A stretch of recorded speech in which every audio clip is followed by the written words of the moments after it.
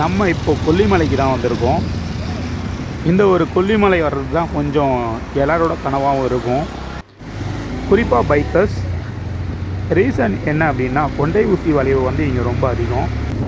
Sharp பெண்டாகவே வந்து 70 bend இருக்குது, hairpin பெண்டாக. அது மட்டும் இல்லாமல் இந்த காட்டுக்குள்ளே போகிற மாதிரியே இந்த வழி ஃபுல்லாகவே ரொம்ப ஃபீலாக இருக்கும்.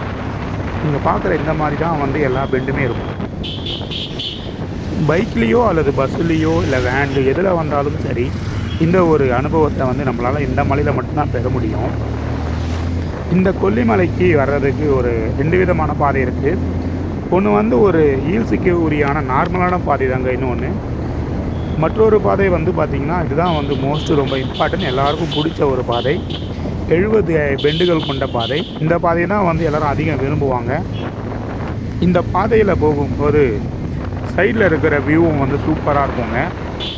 அது மட்டும் இல்லைங்க, அங்கங்கே நின்று நம்மளால் வியூ பார்த்தும் ரசிக்க முடியும், ஃபோட்டோ எடுத்து ரசிக்க முடியும். அது மட்டும் இல்லைங்க, இங்கே சூரியன் மறையிறதையும் பார்க்க முடியும் நல்லா. இப்போ நான் பார்க்குறது பார்த்திங்கன்னா, சூரியன் மறையும் போது தான் வந்தேன், அதை தான் பார்த்தேன். ரொம்ப பியூட்டிஃபுல்லாக இருக்குது.